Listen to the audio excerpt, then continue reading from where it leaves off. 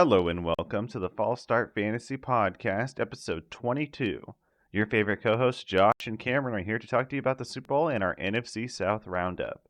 But first, how's my favorite co host doing, Josh?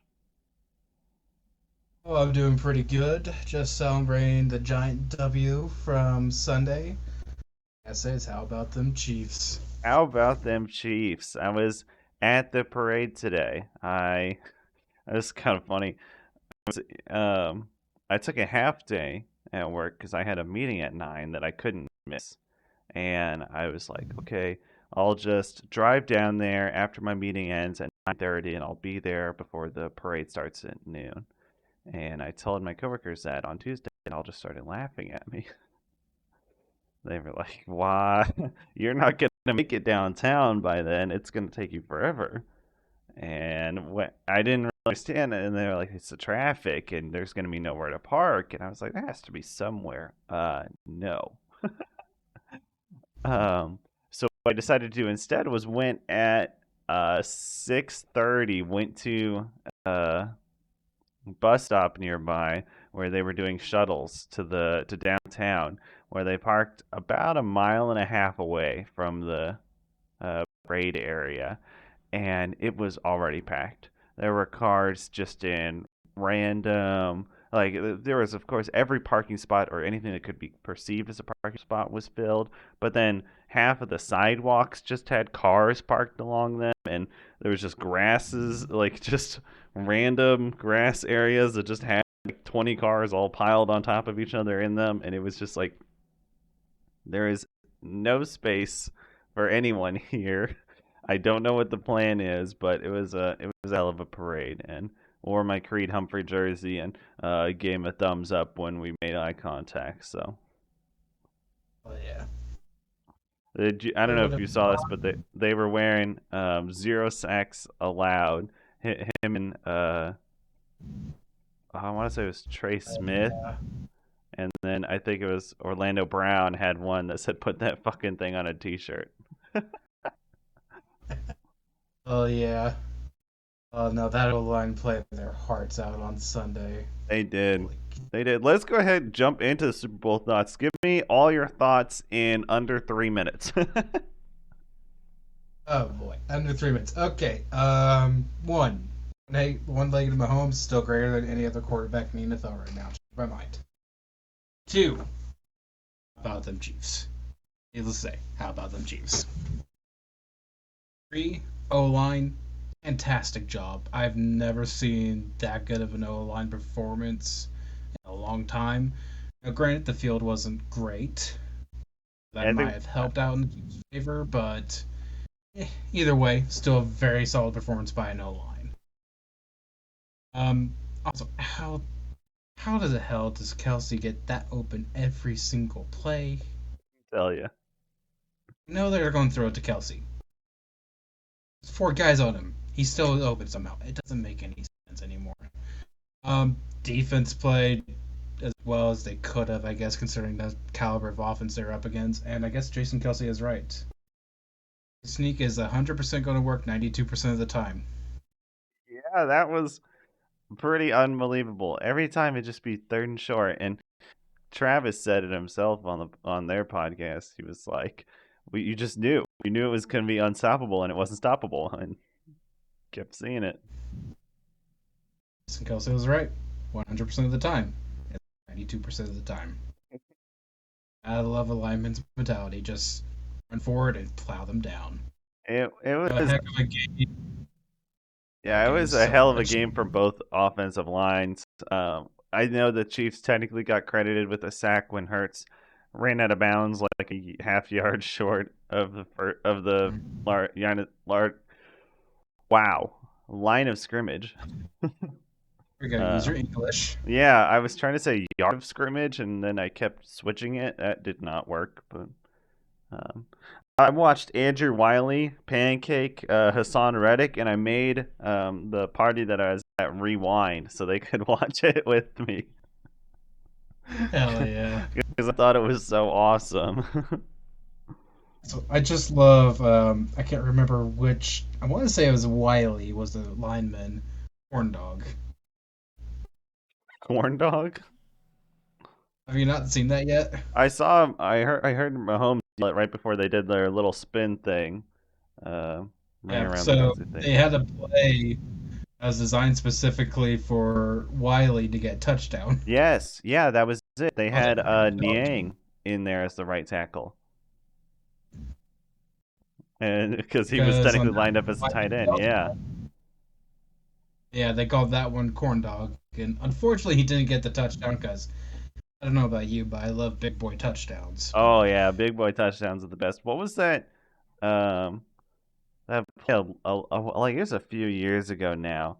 That was like the big boy touchdown to like the left tackle. Whoever it wasn't Schwartz or Fisher. It was it doesn't matter. It was Oh, a long time ago, but see, I'm just thinking Don Terry Poe of Hungry Pig, right? yeah, that was it. That was it. It was Only Don Chiefs Terrypo. receive player that I can think of top of my head that's not a traditional skill player to both receive and run a touchdown. Yeah, yeah, he was a defensive tackle. That's it. That was yeah, that was pretty cool. And I guess closing thought for the Super Bowl. Obviously, it's the one play everyone wants to talk about. Uh, I'm gonna put about it is as a Chiefs fan, I've been on the opposite end of something like this happening before. If you look back to 2018 AFC Championship, or he's offsides, it's not by much. A lot of times, refs will allow that one to slide. Not all the time, but sometimes they will. However, that play gets called, ends up deciding the game. That play, he had an interception, would have ended the game right then and there. However, called back, Patriots got more life. There's another time, 2015 or 2016, I don't remember exactly which year. Again, playoffs. Chiefs were playing the Steelers, and game is we're down by two. We're going for a 2 point conversion. Initially, we score on the 2 point conversion, so we tie it up. However, Eric Fisher was called for a holding. Is it a holding? Yeah. Yeah, I Yes. A remember. lot of times they don't call that one though. Um, best way I can describe it is people are complaining about the refs, and don't get me wrong, the refs weren't perfect, they never are. But if it's a penalty, call it. I don't care. There's still a chance the Eagles could block that field goal. There's a chance Bucker misses it. Chance that Mahomes fumbles the snaps or something like that. Because that penalty call does not mean the game is decided right then and there. Eagles still had their opportunities. Now, granted, they weren't chances greatly diminished after it, but they still had a chance. So it's just one of those shit happens. Bradbury even admitted it was a hold, so I don't see why they're complaining now unless they're just wanting to complain that Chiefs are the new dynasty like the Patriots were. To be honest, I haven't seen that many Eagles fans complaining about it. They know that, and just like their players, that the game wasn't decided there. The game was decided that Mahomes couldn't be stopped and the offense couldn't be stopped in that second half, and that was the problem. um, it wasn't decided on a hold that was a hold, but it just a lot of people are complaining. It was a little anticlimactic for Super Bowl to end last 2 minutes to be like that, but it's that's the game, and the ball, that little lob pass that Mahomes did over there at the time that it was being held, just showed it off even more. But no one wants to hear two more Chiefs fans' thoughts on the holding call. I thought it was a great game. Andy Reid masterclass, and a lot of Mm-hmm. credit to Eric Bieniemy. He was fantastic with the. I know he didn't have the direct play calling, but he figured out that weakness that the uh, Eagles had when there was pre-snap motion. Um, they would mess up their man coverage, and Mahomes was just tearing apart their zone coverage, so they forced him into man coverage. And when they did that, it pointed out some weaknesses they had in Darius Slay and Gardner Johnson, fantastic players, as well as the whole secondary on that team. But when you find a weakness, you go out and exploit it, and that's why there was multiple wide open touchdowns. And uh, great job by both teams. I thought Spagnuolo also did a really good job this whole year, even though they gave up so many points. It was just when your players are out there for so long, and time of possession like 2/3 Eagles. It can be Um, pretty hard to keep up. that Eagles offense is no joke. It is terrifyingly good. Yep. Well, we just completed our dynasty startup. Um, the Fall Start podcast had our dynasty startup. Just finished our slow draft yesterday while I was at work. Our boy Billy had the final pick of the entire draft. I'm trying to remember who he picked.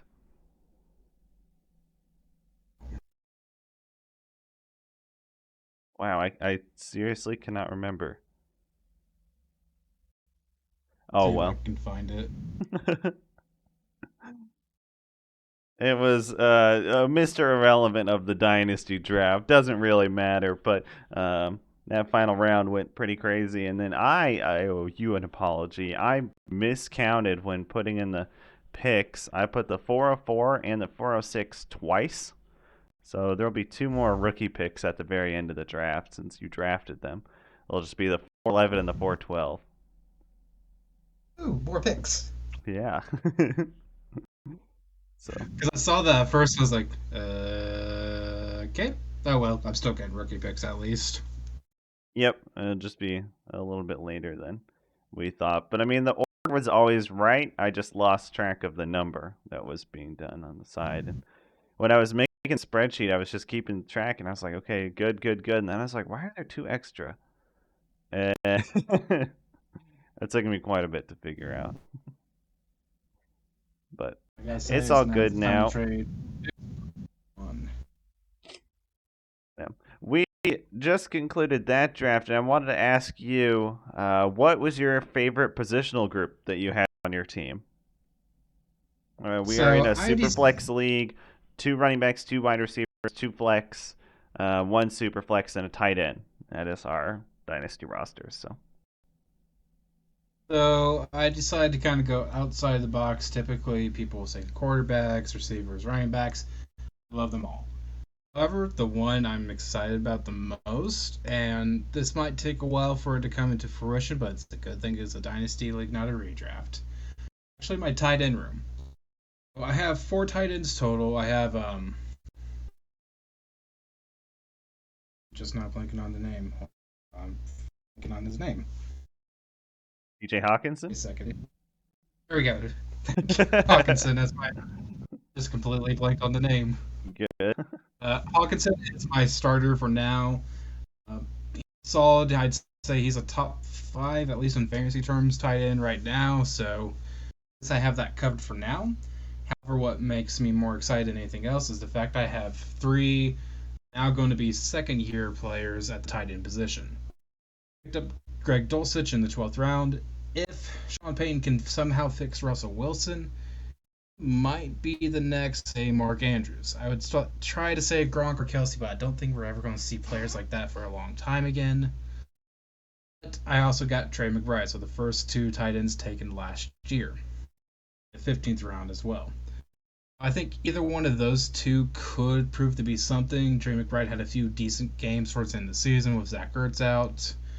And no Kyler Murray, so we don't know how that connection would go. And I also picked up Kate Otten in the 21st round.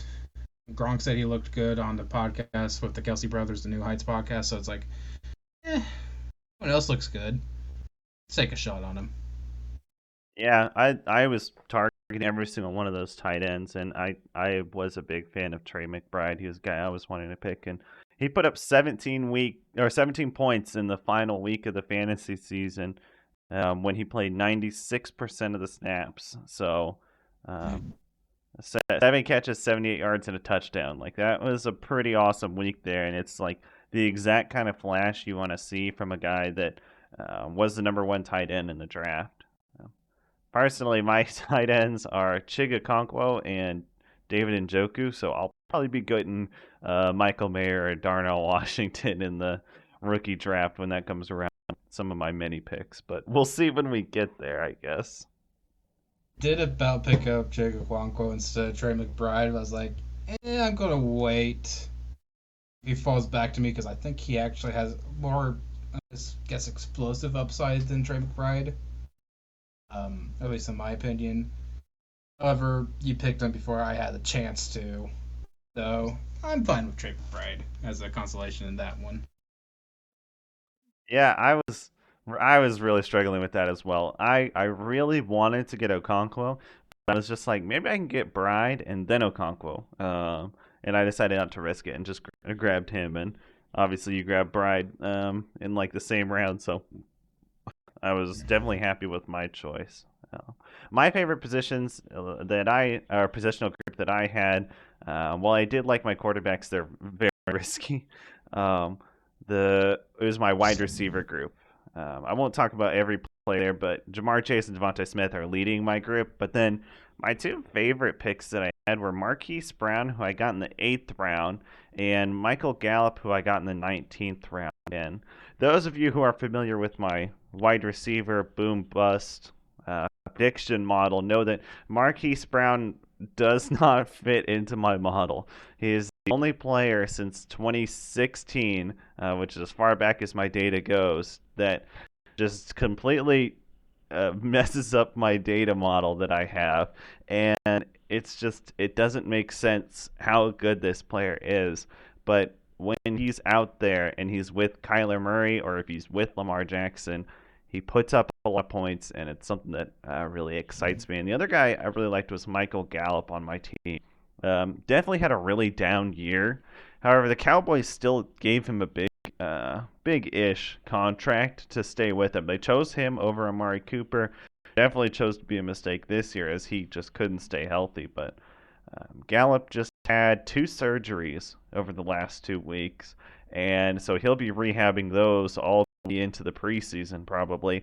But if he can come back healthy and he can look like the guy who he was just last year and the year before, I'd be very happy with that 19th round pick. And I think there's a lot of upside considering that offense is gonna need some more help on the receiving end.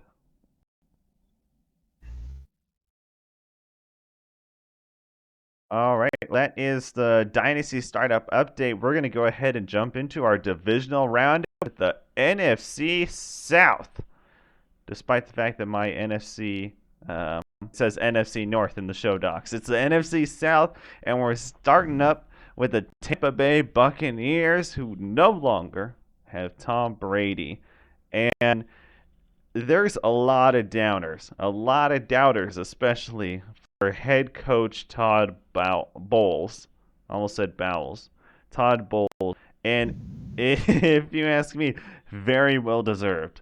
And I think the biggest reason why that it was just such a unusual year from Tampa Bay was just a complete redesign of the offense that was requiring Tom Brady to throw like 10,000 passes a game and just hope that he would be just a fantastic player. And it's just like, why are you having 45-year-old Tom Brady throw so many passes? It just doesn't make any sense to me, but that's what they decided to go with. They fired everyone that wasn't that wasn't Todd Bowles, which is a very interesting choice to make considering it was his first year as the head coach.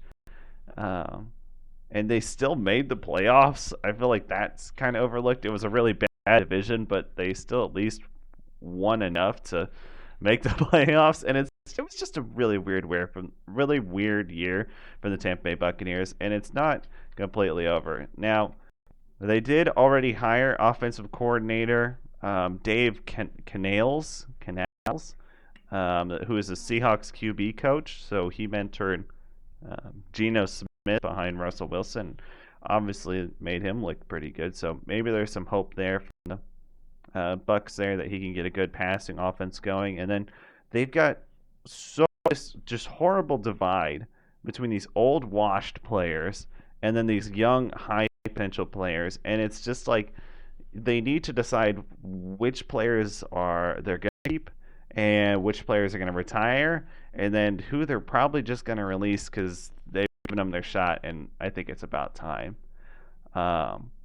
They have a few free agents, but not a lot of money to bring them in.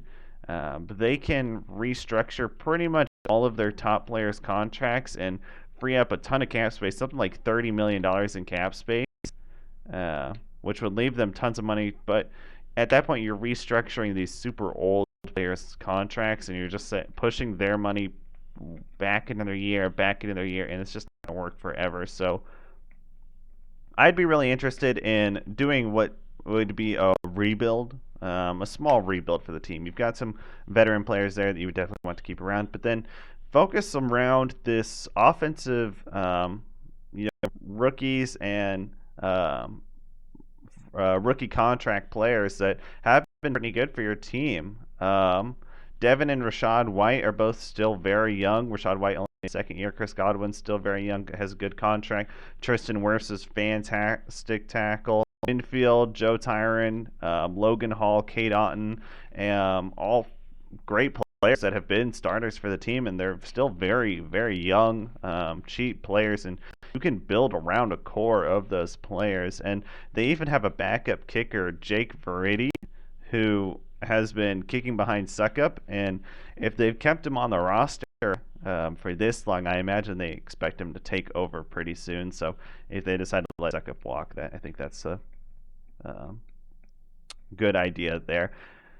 I would re-sign Jamel Dean. I think by freeing up all that cap space that I mentioned, it will let you sign a good cornerback like that to a long-term deal and hope that he can train and support the new guys that you'll be drafting and bringing in. And then I think it's about time that we talk about a few players that just never really achieved greatness on the Bucs, and that's I almost said Deuce Vaughn, Keyshawn Vaughn, Cameron Brate, and Leonard Fournette are all players that I think you can go ahead and let go out into pasture, go figure out what they want to do, because Leonard Fournette's just not the guy he used to be.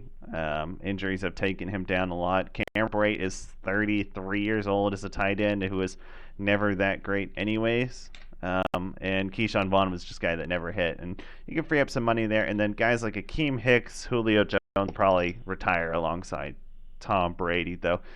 It'll be a very interesting Hall of Fame class if Tom Brady and Julio Jones are both retiring. And then you've got Aaron Rodgers and J.J. Watt, and it's maybe Jason Kelsey. Like, it'd be a very tough Hall of Fame class to be competing in, but glad it's not me.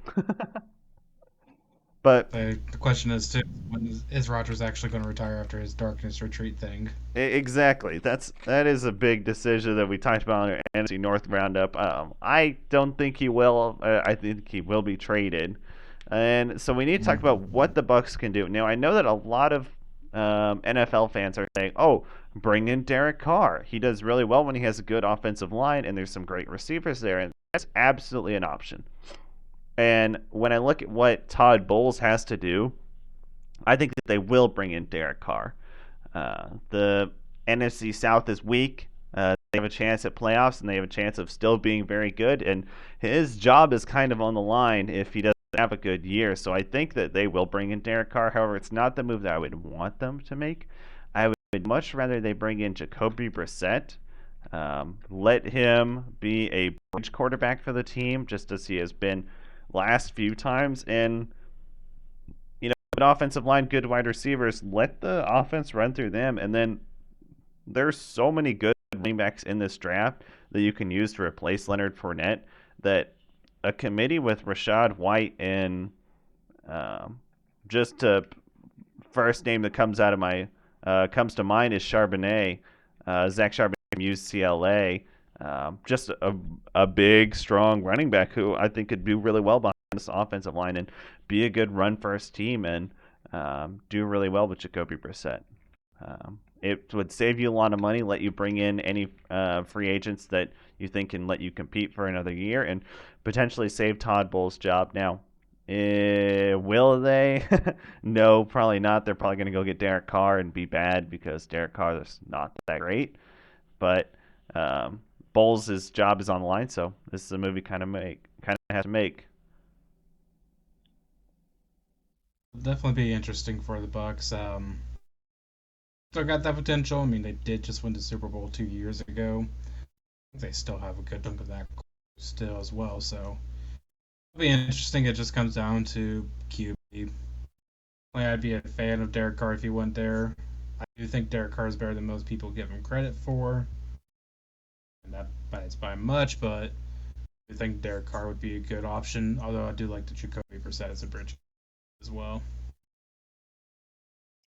Also, this was kind of interesting. I was looking at the free agent quarterbacks because it's kind of an interesting class or a group of free agent quarterbacks. One of them is Josh Johnson, who was that fourth string 49ers quarterback. I don't know if you knew this. I did not know that name before the 49ers game, but he's been in the league for 15 years and has started 9 career games. Dude's 37 years old and has earned $8.6 million as a backup all of these years in the NFL. And big credit to him because that is just unreal to me that so many teams just keep going, yeah, you can be our backup. Easy money. I'd take 8.6 million any day. Yeah, that would be pretty nice. But that is my Bucks rebuild. I don't think they have the big money to bring in a lot of guys, but I think they can re-sign Jamel Dean and release a few of their older players and see what youth they can bring into the team. They have enough picks, and it'll be interesting. Mm. It's time to talk about the ugly of the Saints, isn't it? It is. I figured we'd be nice to our listeners and start with Bucks. Not the worst situation, but then we're gonna go to the worst situation. It might be the worst in all of football. Let's just rip the band-aid off. Let's kind of do a quick recap, though. Right now, it is Allen. He's the head coach. Carmichael is the offensive coordinator. Last year, they were very middle-of-the-pack offense. Pretty much every notable statistic there, at least below 16, but they were not like the bottom quadrant of the entire NFL. I consider them middle-of-the-pack still. Defense, though, depends. So they are still a top-tier defense. They were still very good. They struggled to generate turnovers, though. They were ranked 30th in that one. I think goes with interceptions down as well, but that top 16 and all but the turnovers and rush yards. So overall, pretty solid defense. Now comes where things get ugly for.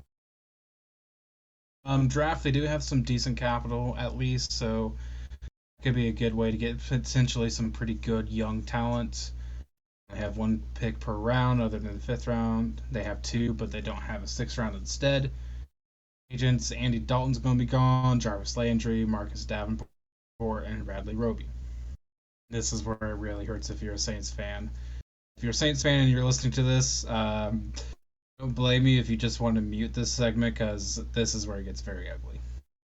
Saints right now, the Saints are 52.5 million underneath the cap. You heard me right. 52.5 million underneath the cap. I thought Packers were bad. They were 25 million. It's were like, yep, looks like I'm just going to double that up real quick and go double or nothing, and they still get nothing. So, what I'd be doing if I was a Saints fans right now. Kind of go with the mascot and start praying right now, because you're going to need a lot of help and then some. Secondly, restructure pretty much every single contract that you can. I'm using the tool that we use when we're ever looking at contract situations, who we think they should cut, yada, yada, yada. For every single player that had the option to restructure, you click on that, it actually gets it down to 43 million. Like you can save up to 43 million, so you're around 11 or 9 million, somewhere in that range. Under, but it's a lot more bearable now. Maybe see if you can trade some players, see if teams will take their contracts, make sure they're not completely guaranteed. I didn't realize this before, but Cameron, you informed me on this one. Cameron Jordan and Marshawn Lattimore kind of stuck with them. Um, you can do with Michael Thomas though, trade him away, see if people take his contract or drop him. I can't remember if dropping him hurts too much or not. I don't quite remember on that one. Well, since I looked at it, but He can be this dropped is for like to $5 million cap hit, okay. which is obviously very doable. Um, yeah, you have a lot of options, at least with Michael Thomas, but everything else, you just need to restructure every single contract that you can. We trade away some team players, see if teams will take on their contracts, especially your more expensive ones, because yeah, I don't know what else to do if I was the Saints other than start praying and hope for some kind of miracle, because it's not bad, it's ugly with the Saints. Yeah, they'll probably be firing Dennis Allen at the end of the season. Uh, it's pretty obvious a huge step back that the defense and the offense both took, and it wasn't just because they lost Drew Brees. No, that was 2 years ago, wasn't it? So, yep, Yeah. that's the Saints. I think that they'll probably be firing Dennis Allen at the end of the season, and then they'll be hiring Steve Spagnuolo or Eric Bieniemy as their new head coach next year. But I feel like we've been kind of saying Eric Bieniemy for years, so. Feels Uh, like it's just on repeat right now. It's like, and Eric Bieniemy goes in for an interview, and he's back with the Chiefs. Yeah, I didn't know this, but apparently Andy Reid last year, when all the coaching cycle finished, Andy Reid called an owners meeting where he chewed out all of the owners for passing up on Eric Bieniemy again for a head coaching position, and it's just like it's happened again, and it just keeps happening every year, and I don't understand why he's had specific examples of how he does the offense, how he runs all of the like all these different parts of the team, and it's just like I don't know what else you could be looking for in a head coach. And um, uh, according to people who've personally interviewed him, they say he's a great interview and seems very smart. And I don't know. The only thing I can think of is maybe they think it's more the players that he has and not him, but that doesn't explain like Nathaniel Hackett, anyone like that, or Adam Gase. So, no anymore. I hope he gets a head coaching job soon because he deserves it at this point. He's only had a top five offense all 5 years he's been offensive coordinator. Yeah, it's yeah baffling to me. I know though that if Eric Bieniemy is hired as a head coach, our next offense coordinator is going to be Matt Nagy, which isn't the most exciting thing in the world. He did okay in the past, at least, so there's always that hope. But Yeah, I mean that's the most, job that got him hired as a head coach. So I guess it's a good thing most of the offensive minds come from Big Red. yes, sir. Next team we have in the NFC South, and this team I was very happy to talk about because, as you know, I am a big time Panthers fan. If I'm not cheering for the Chiefs, I'm cheering for the Panthers, and it's because I was always a big Cam Newton fan. Not so much anymore. He kind of uh, lost me, but when he was in his prime, Cam Newton was my guy. And start off, Frank Reich was a fantastic head coaching hire. As of right now, their offensive coordinator position is still open, but they hired Ejiro Evero, the Broncos defensive coordinator. We've already talked in the podcast. Good young defense. He just this is a great guy who was on the Broncos defense coordinator for years and runs a good Broncos defense. I think you let Evero build around whoever he likes and just kind of see whatever this team can do. Panthers fans, it's going to be another bad year. I know, I know that every year it's just like, wow, this is not our year, and this is not our year, and this is not our, and it just keeps happening. And it is more than just the fact that there's not a good quarterback. It's been a coaching disaster for the last few years. It's been contract problems, and 2023 is no exception to that. There is a ton of dead cap on the Panthers next year with Christian McCaffrey and Robbie Anderson both having these very expensive contracts that have now been sent to other teams for dirt cheap, despite the fact that those other teams are not taking those contracts. And so when we look at the dead cap, we see that Christian McCaffrey is getting 18 million and Robbie Anderson's getting 9 million, and $27 million between them is more money than you're giving your best player DJ Moore. So it's a big problem on how this entire team has been structured, and that goes from the general manager down. But if the Panthers cannot go crazy, I have a lot of hope for them.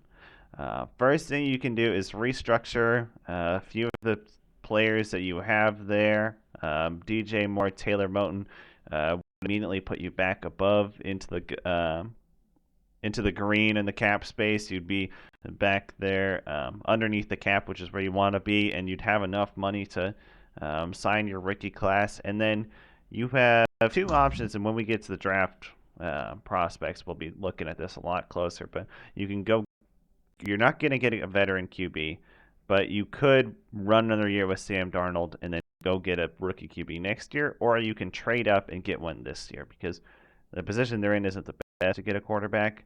And with a head coach like Frank Reich, I don't think he's interested in having another veteran quarterback as his guy. So what I would do is I would let this be a year that you decide who you want to keep for the future, and just go ahead and trust your head coach and trust your defensive coordinator to pick the guy that they deem could be the future of the team and not care about the rest.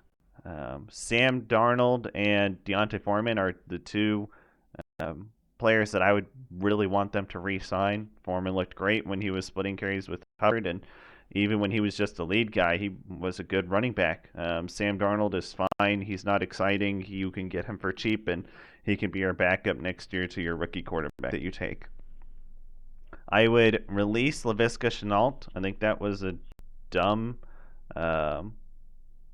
trade. I don't understand that trade. I don't think he was used very often by the Panthers, and I say you can go ahead and release him. And then there's two edge rushers that I would also be looking at releasing, and that's Gross Matos and Marquise Haynes. You're paying these guys a lot of money, and they're just not worth it.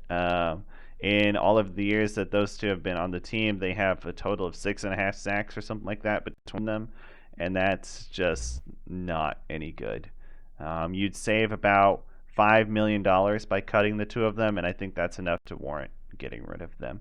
And that leaves a decent amount of free agent space. You're not going to be putting a lot of money on this year's contracts, but there are two free agents that I specifically would like to see the Carolina Panthers target, and the first one is Mike Gesicki from the Dolphins.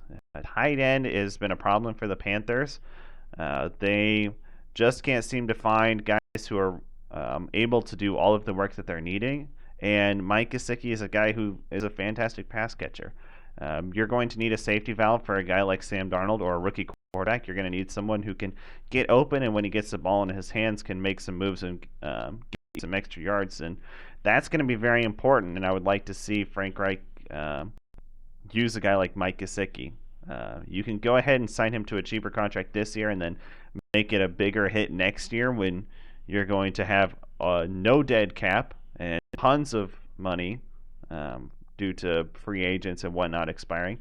And the other guy I'm going to be interested in is Byron Pringle, currently on the Chicago Bears, and a guy who was on the Chiefs when we won our Super Bowl in 2019. Well, 2020 technically. 2019-2020 season.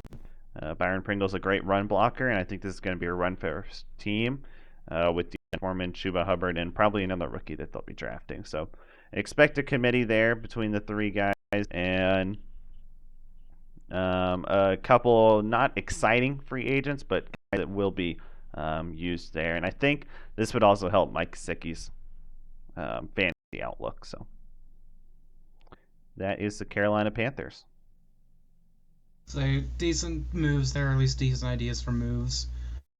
Um, there's another team I really liked. You know how much I hate Cam Newton. And I like the players that have a little bit less of an ego like his, but we're all pretty solid plan, I would think, with the Panthers. And Frank Reich's got a lot of stuff ahead of him if he wants it done. Yeah, I knew that getting Byron Pringle onto the team would make you interested in them. So That's like boring, boring. Ooh, Byron Pringle. I actually have to pay attention to the Panthers then if that actually happens. I figured as much. It'd be interesting to see if you pick him up in our dynasty league because I currently don't think anyone has him. I've thought about it, but I want to see where he goes first before I make any decision on that one. Yep, he's currently a free agent. So that'll be interesting. Alrighty, and let's talk about last but not least, Falcons, the Birds, led by none other than Arthur Smith. The offensive coordinator is Dave Ragone, however you say his last name. Ragone is what I'm going to go with. For me. They are a tale of two sides. They're basically a coin. On the one hand, their rushing offense was top tier. They were third in yards, first in attempts, and I think they were like eighth or ninth in touchdowns, if I remember correctly. Overall, a very solid rushing offense. The other side, pass offense was abysmal. There was only one team that was worse than them. That was the Bears. So, very interesting to see what happens this next year. Um, the defense, yeah, it was just bad. Low average in all stats. Pass defense was horrid. Run defense was just below average. So definitely need a little bit of work on that one. Their defense is led by Ryan Nielsen. So curious to see what they do. At the offseason, they have a pick, at least pick per round, an extra pick in the fourth and seventh round. Looking at their free agents, Lorenzo Carter, Caleb McGarry, Isaiah Oliver, Rashawn Evans, and Jermaine Ifedi. Their main ones that they have, at least notable to me. And looking at their cap situation, they are a little bit over 51 million right now. So if I was the Falcons, here's what I would do. First off, just go ahead and cut Marcus Mariota. You save around 12 million if you do this. And do much. It's Desmond Ridder. That's the Falcons, correct? The right quarterback. What? Desmond Ridder. He's the. Yeah. Since Cincinnati's quarterback when they were in the national title. Never remember. I always get them mixed up with the guy from Desmond Ridder. See what he has. See if he can produce anything this year. I would do is you're probably going to want to give him a shot, but just in case, I'd probably look at one of the quarterbacks. For example, if the Panthers don't re-sign Sam Darnold, that'd be a good option. Or you can maybe go for like a Case Keenum, Jacoby Brissett, someone who has led an offense before, but give your guy a shot, see if you can do anything. Not just turn to the veteran and hope he can do a little bit better. Definitely want to target your defensive standouts in the free agency. They need help pretty much just anywhere on that one. It's literally you just throw a dart and it's probably going to be better than what they had.